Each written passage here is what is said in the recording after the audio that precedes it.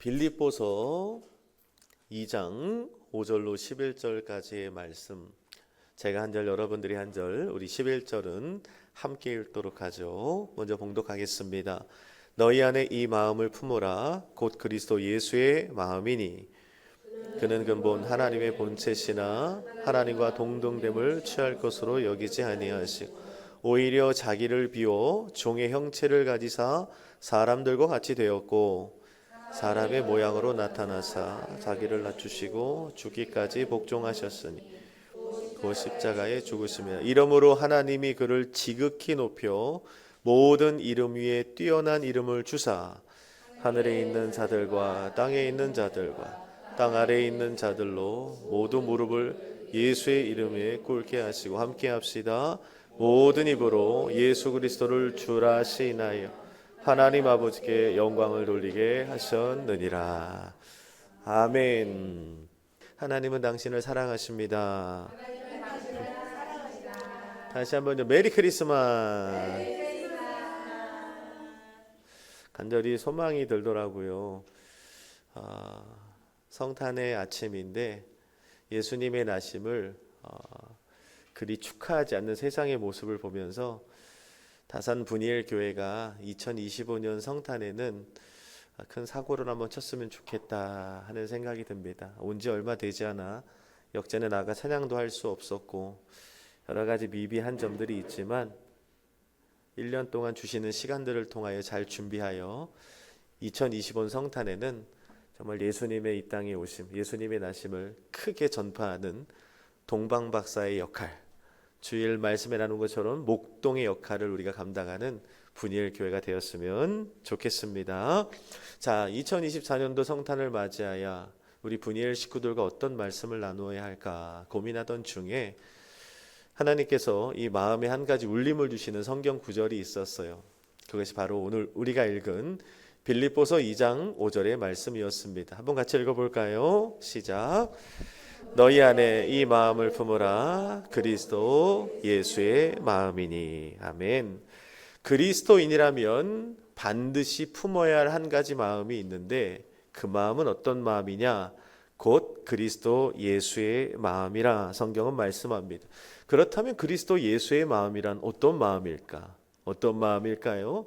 그 다음 구절에 아주 상세하게 설명하고 있습니다. 읽어봅시다.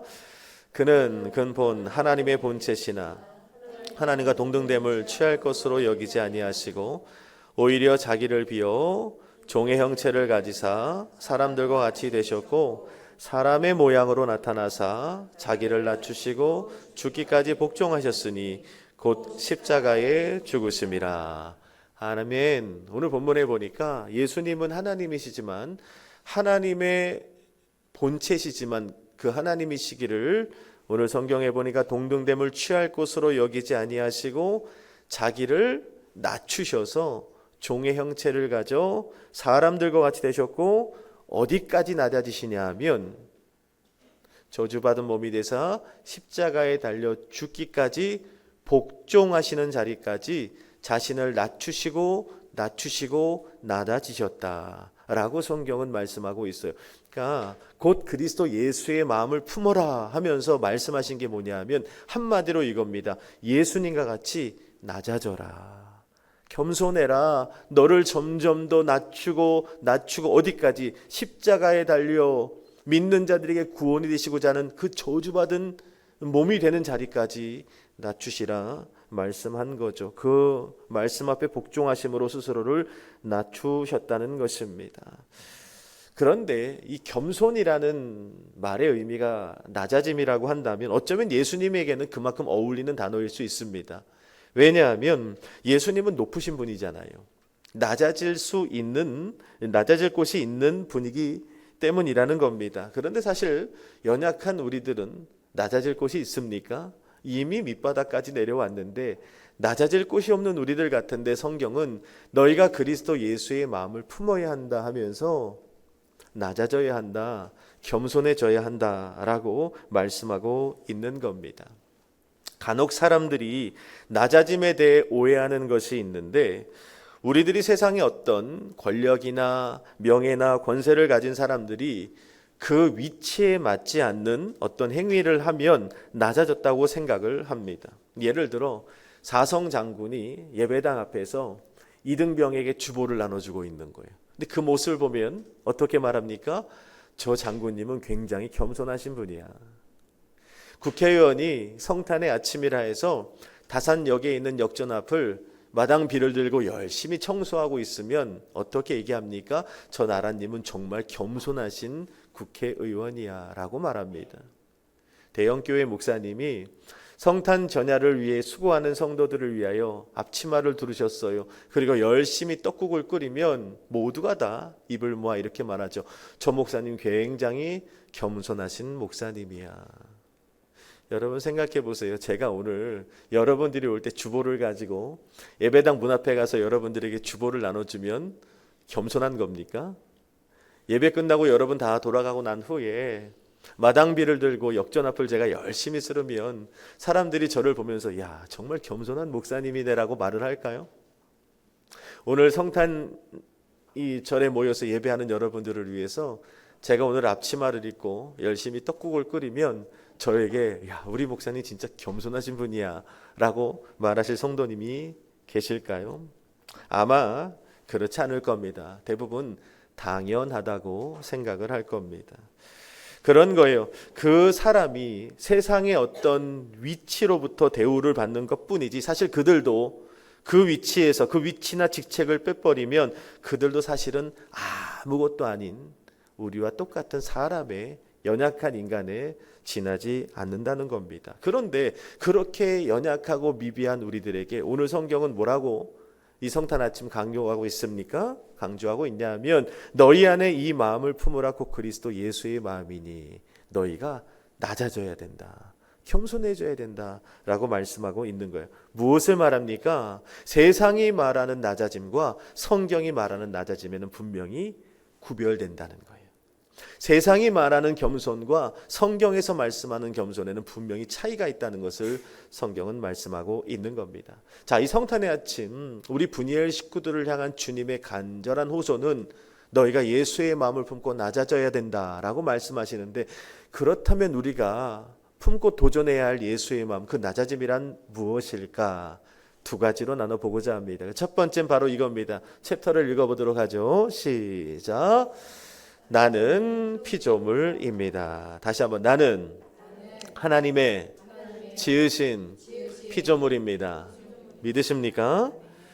우리는 하나님이 지으신 피조물이라는 사실을 잊지 말아야 한다는 것입니다. 오늘 성탄의 아침 우리들이 품어야 할 예수 그리스도의 마음 첫 번째 나는 하나님이 만드신 피조물이구나 라는 신앙의 고백입니다. 우리는 하나님께 지음받은 피조물이라는 사실입니다.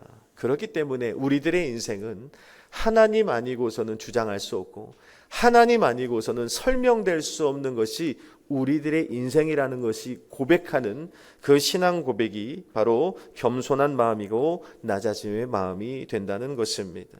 우리가 하나님께 지음받은 하나님의 피조물이라는 신앙 고백은 스스로 내 삶을 내가 개척했거나 기획했거나 디자인했거나 나를 주장할 수 없다는 신앙의 고백이 담긴 시인이라 할 수 있는 겁니다. 여러분 생각해 보세요. 여러분들이 태어나면서 스스로의 태어난 일시를 결정한 사람이 있습니까? 아무도 없습니다. 내가 태어나면서 내가 내 성별을 결정했다거나 내 부모를 결정했다거나 또 내가 태어날 나라나 지역을 결정한 사람이 단 한 명도 없다는 겁니다. 그냥 태어나고 보니까 나인 겁니다. 태어나고 보니까 우리 부모님이었고 태어나고 보니까 내 옆에 있는 형제와 자매였다는 것입니다. 그렇게 오늘 주어진 환경을 따라 살아가고는 있지만 내가 나를 주장한 것이 하나도 없기 때문에 내 인생에 설명할 수 있는 존재도 내가 아니라는 것이 분명해지는 거죠. 내가 어디로부터 왔는지 모릅니다. 사실 내가 무엇 때문에 사는지도 알 것 같지만 몰라요. 어디로 가는지도 모릅니다. 그렇기 때문에 오직 내 인생을 주장하고 내 인생을 설명하실 수 있는 분은 누굽니까? 나를 만드신 분밖에 나를 설명할 수 없는 겁니다. 근데 성경은 나를 만드시고 지으신 분이 누구라고 선언합니까? 하나님이라고 말씀하고 있는 거예요. 그렇다면 내 인생에 대한, 나라는 존재에 대한 최종 설명은 누구로부터 알 수 있고 누구에게 물어야 정확하게 알 수 있는가 하면 바로 나를 창조하신, 이 피조물을 기획하시고 계획하고 만들어내신 그 하나님으로부터 질문하고 들어야 정확하다는 것입니다. 제가 설교를 할 때 목이 마르면 이렇게 마시려고 컵을 제작했어요. 이 컵을 그렇게 만들었단 말입니다. 설교할 때 목말라서 물을 마시려고 이 컵을 기획했고 제작했고 만들어서 이렇게 올려둔 거예요. 그런데 어느 성도님이 이 컵을 가져다가 여기다 계속 꽃을 꽂아 놓는 겁니다. 꽃을. 꽃병으로 쓰는 거예요. 어떤 성도님은 이 컵을 가져다가 계속 여기다가 펜을 담아두는 거예요. 펜통으로 쓰는 겁니다. 제가 물어보는 거죠. 아니 성도님, 왜 이 컵에다 끊임없이 꽃을 꽂아 놓는 겁니까? 아니 꽃병으로 쓰면 정말 예쁠 것 같아서요. 성도님, 왜 이 컵에다 계속 펜을 꽂아 놓는 겁니까? 펜을 꽂아 놓고 쓰면 그렇게 편리할 수가 없어요. 제가 얘기하는 거죠. 아닙니다. 그렇지 않아요. 그 컵은 제가 만든 겁니다. 이 컵은 제가 설교할 때 목마를 때 물을 마시기 위해 제가 제작하고 만든 거예요. 얘는 물컵입니다. 하면 이야기는 끝나는 거예요. 아무리 꽃을 꽂아서 아름다운 꽃병처럼 보이고 펜을 꽂아서 편리한 통이 된다 할지라도 이 컵을 기획하고 제작하고 만든 제가 이건 물컵입니다 하면 얘기는 끝나는 겁니다. 수십 년간 사람들이 그렇게 믿고 살아왔던 것과는 상관없어요. 주변의 사람들이 너의 인생은 이런 거야, 너의 인생은 저런 거야, 도윤아 네 인생은 이런 인생이 되어야 해, 시은아 너의 인생은 저런 인생이 되어야 되고, 채원아 너의 인생은 이런 인생이 되어야 한다. 아무리 그런 많은 정보들과 이야기들이 있다 할지라도 나를 창조하시고 나를 기획하시고 나를 만드셔서 내 인생을 설명하실 수 있는 그 하나님이, 아니 네 인생은 내가 이런 목적으로 만들었어, 네 인생은 내가 저런 목적으로 만들었어 하면 얘기는 끝나는 거예요. 아무리 그런 환경 속에 그렇게 자라왔고 그런 수많은 정보들을 듣고 배웠다 할지라도 하나님이 그렇게 목적했다 하면 우리는 피조물인지라. 그렇습니다. 하나님만이 내 인생을 설명하실 수 있는 분입니다. 하나님만이 내 인생을 주장하실 수 있는 분입니다. 나는 내 인생 앞에 불분명한 존재에 지나지 않습니다 라고 고백하는 것이 겸손함이라 라고 성경은 말씀하고 있는 겁니다.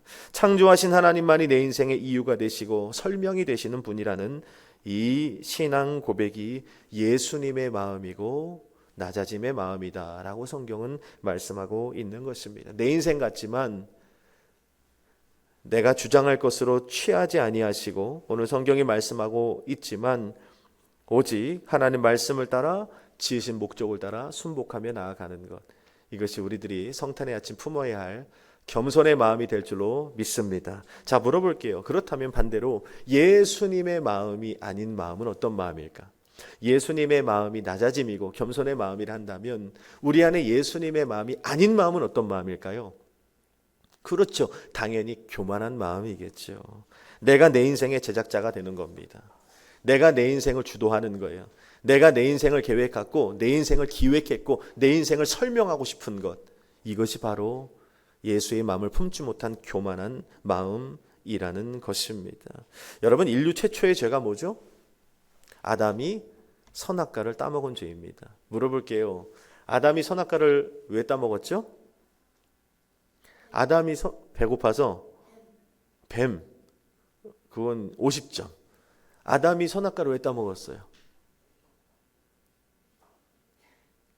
왜 나만 갖고 그래? 모른 대답을 해보세요. 아담이 선악과를 왜 따먹었죠? 보암직하고 먹음직하고 지혜롭게 할 만큼 탐스럽게 해서 먹은 것 같이 우리는 생각이 들지만 창세기 3장 5절에 보면 명확하게 말하고 있어요. 내가 하나님과 같이 되려 하여 선악과를 먹었다고 성경은 분명히 말씀합니다. 하나님과 같이 되어 내가 선악을 분별하고 싶은 거예요. 하나님과 같이 되어 내가 나를 주장하고 싶은 겁니다. 내가 나를 설명하고 싶은 거예요. 하나님과 같이 되어서 내가 내 인생의 제작자가 되어서 내 인생을 내 스스로 결정하고 싶은 겁니다. 그것이 하나님 앞에 큰 죄가 된 거예요. 많은 신앙인들이 좀 착각하고 오해하는 게 뭐냐면 하나님과 vs 구도가 사탄이라고 생각을 해요. 대부분 그렇죠. 그래서 이 싸움을 하다가 하나님이 이기면 하나님이 왕이 되고 사탄이 이기면 누가 왕이 돼요?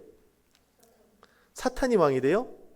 사탄이 이기면 누가 왕이 돼요? 사탄이 왕이 된다고 생각을 해요. 천만의 말씀이요. 사탄은 성경 어디에도 스스로 왕이 되려고 한 적이 없습니다. 사탄은 충동만 할 뿐이에요. 누구를 왕을 만들어요? 아담을 왕을 만들잖아요. 우리를 왕시켜요. 네가 하나님이 되면 돼. 내가 왕이 되는 것이 아니라 아담아 선악과 먹은 다음에 네가 하나님처럼 되면 돼. 내 꿈은 그거야. 그러니까 우리의 삶 가운데에도 끊임없이 사단은 뭐만 하냐? 자기가 왕이 되려고 하잖아요. 내 인생에. 여러분들을 충동질만 해요. 어떻게? 네 스스로 네 인생의 왕이 되라니까.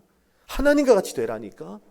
네 인생을 네가 기획하고 네가 제작하고 네 스스로가 네 인생의 주관자가 되어서 내 인생을 설명하려고 하면 돼.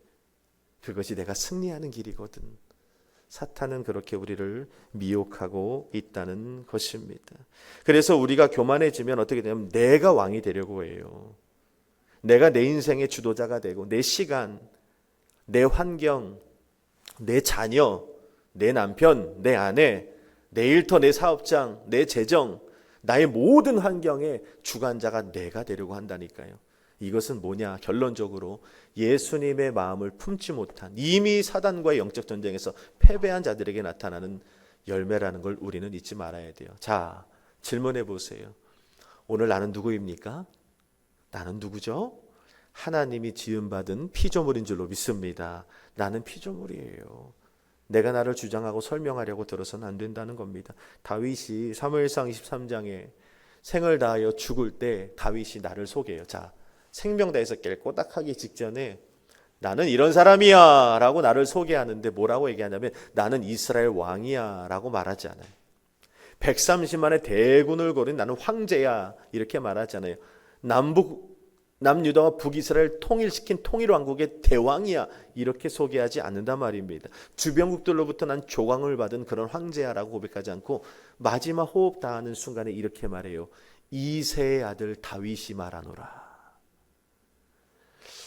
너무 멋지지 않습니까? 사람이요 죽기 직전에 자신을 얼마나 뽐내고 싶고 얼마나 자랑스럽게 여기겠어요. 그런데 죽기 직전에 나는 저 이스라엘의 별 볼 일 없는 목동 이새의 아들, 막내 아들 출신 다윗이야 라고 자신을 소개하더라는 겁니다. 하나님의 마음에 합한 자가 되었죠. 왜 그런 고백을 했을까요? 나는 어디서부터 시작했고 무엇 때문에 삶이 어디로 가는지 다윗은 명확하게 아는 겸손한 마음의 사람이었기 때문이라는 겁니다. 여러분들의 인생을 주도하고 계획하고 설명하실 수 있는 분은 누구입니까? 오늘 성탄의 아침 질문해 보십시오.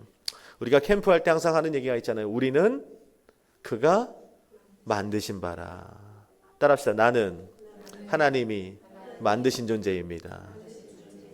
우리 18년 동안 캠프하며 끊임없이 외친 슬로건 아닙니까? 말뿐이어서는 안 된다는 거예요. 나는 주님이 만드신 존재입니다.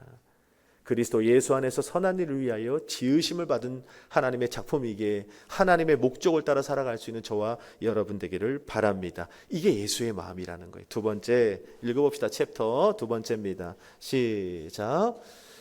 예수님을 떠나서는 아무것도 할 수 없습니다. 이것이 예수님의 마음이라는 거예요. 이것이 낮아짐이라는 것입니다. 하나님의 도움이 없이는 한순간도 살아갈 수 없는 연약한 존재라는 것을 알고 입으로 시인하는 그렇게 살아가는 믿음이 예수님의 마음을 품은 영성이 된다는 겁니다. 꽃이 뿌리를 떠나면 잠깐은 살 수 있지만 시간이 지나면 어떻게 돼요? 결국 시들어 죽어버리는 거죠. 여기 보니까 꽃이 예쁘죠?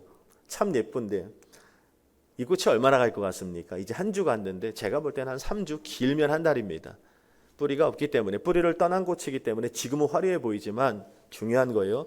시들어가고 있는 중이에요. 시들어. 요한복음 15장 말씀에 보면 나는 포도나무에 너희는 가지니 너희가 나를 떠나서는 아무것도 할 수 없느니라. 아니요. 주님을 떠나서 난 나이스한데요. 괜찮아요. 여러분 잊지만 이 꽃을 보세요. 여러분들이 주님을 떠나고 예배를 떠나고 말씀과 기도를 떠나고 잠깐은 괜찮다니까요. 그런데 여러분 명심해야 될 것이 있어요. 여러분들이 만약에 주님을 떠난 상태로 있다면 여러분들은 시들어가고 있는 중이에요. 언제 죽어도 언제 픽하고 사라져 꽃잎이 떨어져 버려도 이상하지 않는 시들어가고 있는 중이란 말씀입니다. 우리는 주님을 떠나선, 뿌리를 떠나선, 나무를 떠나선 아무것도 할 수 없는 가지라는 걸 잊지 말아야 됩니다. 이 사실을 수긍하고 믿음으로 인정하는 것이 성경 안에서 우리들이 품어야 될 예수의 마음이라 말합니다. 사람들에게 겸손한 마음이 생기면 나타나는 특징이 있어요. 어떤 특징이 있을까요? 겸손하다 그러면 나타나는 특징. 저는 괜찮습니다. 저는 나중에 할게요. 저는 신경 안 써도 됩니다. 이러면 사람들이 어떻게 생각하냐면 겸손하다고 생각합니다. 근데 그것은 겸손함일 수 있지만 성경적인 겸손과는 좀 거리가 있습니다. 성경에서 말씀하는 겸손함이란 뭐냐? 여러분 새기셔야 됩니다. 하나님 앞에 간절함입니다. 성경은 하나님 앞에 애절하고 간절한 사람들을 겸손한 사람이다, 예수의 마음을 품은 사람이다라고 인정해 주신다는 겁니다. 서두에 말씀을 드렸다시피 나에게는 답이 없는 걸 알거든요. 내가 어디서 왔는지도 나는 몰라요. 나를 기획하고 나를 설명할 수 있는 존재가 못 된다는 것을 알고 나를 향한 정확한 해답을 가지고 나를 설명할 수 있는 하나님 앞에 간절함으로 나아갈 수 있는, 애절함으로 나아갈 수 있는 사람을 성경은 예수의 마음을 품은 겸손한 자들이라 인정해 주신다는 겁니다. 그러니까 나를 창조하신 하나님, 나를 만드신 하나님, 나를 조성하신 하나님, 나를 향한 정확한 계획과 스토리를 이미 예비하신 하나님 앞에 오늘도 간절함으로 예배하고 있다면 우리는 예수의 마음을 품은 겸손한 사람이 될 수 있는 거예요. 아이가 아팠거든요. 아이가 아팠을 때 100일 되고 나서 이제 서울 아산병원에 가서 수술을 받기 전날 집도의와 미팅이 있습니다. 소아심장의 최고 권위를 가진 서재건 교수님과 상담을 했고, 우리나라 소아심장의 최고 권위자인 서동만 교수님이 수술을 집도하기로 하셨어요. 그래서 그 전날 미팅을 하는데 이 서동만 교수님은 잘 대화를 안 해주세요. 제가 얼마나 가슴이 뛰겠어요. 어른 심장은 이따만 하겠지만 태어난 지 100일밖에 안 된 아이의 심장은 손톱만 해요. 이 심장을 절개를 하고 끄집어내서 5시간 동안 오픈시켜놓고 수술을 하는 겁니다. 얼마나 위험한 수술입니까? 그러니 얼마나 부모로서 가슴이 떨렸겠어요. 정말 지푸라기라도 잡는 심정이었어요. 근데 이건 저희 아내도 모릅니다. 제가 수술 전날 집도의를 찾아갔어요. 너무 마음이 불안해서 어떻게 될지 모르니까. 근데 안 만나주시더라고요. 그런데 다행히도 그 수술방에 함께 들어가는 서동만 교수님과 함께 그 수술을 집도하는 여자 선생님을 만나게 해주셨어요. 근데 그분이 저에게 아버님 걱정이 많이 되셔서 알겠는데 저희가 내일 오전 8시에 수술이기 때문에 잘 미팅을 안 해주세요. 궁금한 거 있으세요? 해서 제가 눈물이 글썽해서 우리 아이 어떻게 되는 겁니까? 라고 물었더니 수술 직전이라 제가 뭐라고 확답을 드릴 수가 없어요 하면서 간호사들을 피해서 저를 데리고 한 방으로 들어가셨어요. 그러면서 저에게 이렇게 말씀하셨어요. 태어난 지 100일밖에 안 된 아이의 손톱보다 작은 그 심장을 끄집어내서 5시간 동안 수술을 한다는 건 굉장히 위험한 수술인 건 분명합니다. 얼마나 제가 두려웠겠어요. 그런데 그 집도의가 저한테 그랬어요. 그런데 아버님 걱정하지 마세요. 서동만 교수님은 우리나라 최고의 소아심장 전문의시고요. 사실 이 아이의 수술 정도는요, 심장병을 가진 아이들의 수술치고는 굉장히 간단한 수술입니다. 너무 걱정은 마세요라고 저에게 말씀하셨어요. 하나님께서 제 입술의 언어가 정직함을 아십니다. 제가 그 말을 듣고 얼마나 위로를 받았는지 몰라요. 그날 아이가 그 다음날 오전에 수술이었음에도 불구하고 저는 편한 잠을 이룰 수 있었던 거죠. 어때요? 아이의 아픔 앞에서 부모로서 간절해지는 거예요. 왜? 집도의의 손에 달렸잖아요. 간절해지는 거예요. 여러분, 아이의 생명이 그분의 손에 달렸다는 것을 아니까 집도의 앞에서 간절해질 수밖에 없었던 것이, 우리가 정말 하나님이 나를 지으신 분이고 내 인생을 설명하실 수 있는 분이라는 믿음이 있다면 그분 앞에 우리는 오늘 이 아침에도 간절해질 수밖에 없는 거죠. 주님은 그 간절해지는 모습을 보고 예수의 마음을 품은 겸손한 사람이구나 라고 말씀하신다는 것입니다. 오늘 우리들의 예배를 보면 우리 교회가 예수님의 마음을 품은 교회인지 아닌지 단번에 알 수 있습니다. 무엇을 통해서요? 예배 간절함이 묻어나느냐, 간절함이 전혀 없는 예배인가를 통해서 알 수 있다는 겁니다. 우리 분이엘 교회가 성탄 아침 결단했으면 좋겠어요. 우린 형식적인 예배를 거절합니다. 우린 습관에 매인 예배를 거절합니다. 단 한순간 5분 10분 예배를 드려도 하나님 앞에서만큼은 내 인생을 설명하고 우리 가정을 설명하고 우리 교회를 설명해 주실 수 있는 정확한 계획과 스토리를 가지고 계신 그 하나님 앞에 간절한 마음으로 나아가는 우리들의 예배가 되었으면 좋겠습니다. 2024년 성탄 아침 주님은 우리에게 말씀합니다. 너희가 예수의 마음을 품기를 원하노라. 그 예수의 마음이라는 것은 다른 것이 아닙니다. 두 가지를 나눴죠. 첫 번째는 우리가 말씀을 통해서 나누는 것처럼 나는 하나님의 피조물입니다. 나는 하나님의 피조물입니다. 두 번째 무엇입니까? 그렇기 때문에 나는 주님을 떠나선 아무것도 할 수 없습니다. 이 믿음으로 나아간다면 오늘 주님께서 기뻐하시고 그리스도 예수의 마음을 품은 우리들을 하나님께서 큰 은혜를 허락하여 주실 줄로 믿습니다. 우리 찬양했으면 좋겠어요. 주님 마음 내게 주소서. 우리 찬양하고 합심으로 기도했으면 좋겠습니다. 다른 거 기도하지 않고 우리 말씀처럼 하나님이 내 인생의 주관자가 되시고 내 인생을 계획하시고 주도자가 되어 주시어서 하나님을 떠나서 난 아무것도 할 수 없는 연약한 존재임을 고백하는 그 주님의 마음, 겸손과 낮아짐의 마음을 우리 가운데 허락하여 주옵소서. 우리 찬양하고 잠시 기도하고 예배를 마치도록 하겠습니다.